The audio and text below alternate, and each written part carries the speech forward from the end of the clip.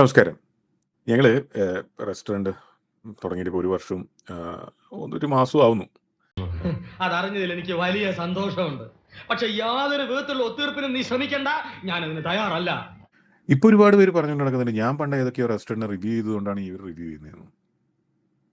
ഞാൻ ആ റിവ്യൂ ചെയ്ത കാലത്ത് ആർക്കും എന്നോട് ഒരു പ്രശ്നമില്ലായിരുന്നു. പാമ്പും കൂട്ടിക്കിടന്ന പാമ്പ് വേലായുധൻ ഒടുവിൽ പാമ്പ് കടിച്ചു എത്തു എന്ന് പറഞ്ഞ പോലെയായി. ഒരുപാട് പേർക്ക് ഭയങ്കര ബുദ്ധിമുട്ടാണ് ഈ റെസ്റ്റോറന്റ് തുടങ്ങിയതിന് ശേഷം. പക്ഷെ തെറ്റിയതിന്റെ തിയറി അല്ല, തെറ്റിയത് കാൽക്കുലേഷനാണ്.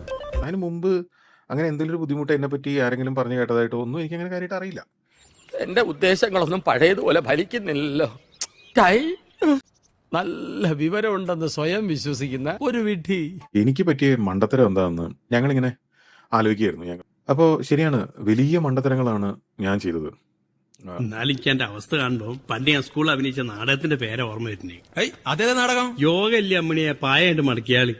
എടപ്പള്ളി പോലത്തെ ഒരു സ്ഥലത്ത് അത്രയധികം പൈസ ചെലവാക്കി അങ്ങനെ ഒരു റെസ്റ്റോറന്റ് ഉണ്ടാക്കി, ഓപ്പൺ കിച്ചൺ ഉണ്ടാക്കിയത്. അങ്ങനെയൊന്നും ചെയ്യാൻ പാടില്ലായിരുന്നു. അടച്ചിടണമായിരുന്നു കിച്ചൺ. മിക്കവാറും ഈ ഹോട്ടൽ ഫീൽഡിൽ നിന്ന് തന്നെ ഞാൻ ഔട്ടാവും. അതെ, വല്ലാത്തൊരവസ്ഥയില.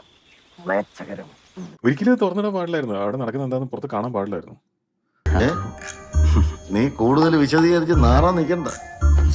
നല്ല ഇൻഗ്രീഡിയൻസ് ഉപയോഗിക്കാൻ ശ്രമിച്ചത്, ക്വാളിറ്റിയുള്ള ഭക്ഷണം വിലക്കുറവിൽ കൊടുക്കാൻ ശ്രമിച്ചത്, ഇതൊക്കെ ഭയങ്കര തെറ്റായിപ്പോയി. ഇതാണ് ഇവിടുത്തെ വ്യവസ്ഥിതി.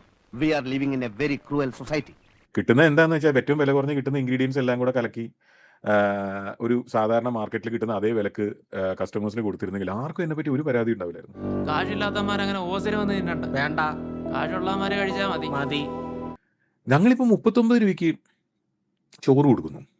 Bad workers blame their tools എന്ന് ഇംഗ്ലീഷിൽ ഒരു ചൊല്ലുണ്ട്. അതുകൊണ്ട് സ്വന്തം കഴിവുകേട് മറയ്ക്കാൻ ഉപകരണങ്ങളിൽ പഴിചാരുക. ഇത്രയധികം പണം ചെലവാക്കി അങ്ങനെ ചെയ്യുന്നത്, ഇങ്ങനെ ചെയ്യുന്നത്. ഒരു ഫുൾ സ്ക്രിപ്റ്റ് എഴുതിയിട്ടേ വരൂ. കേൾക്കുന്ന നമ്മളിത് വിശ്വസിക്കില്ല എന്ന് അവന്മാർക്കറിയാം. എന്നാലും വെറുതെ ഒരു സീൻ എഴുതും.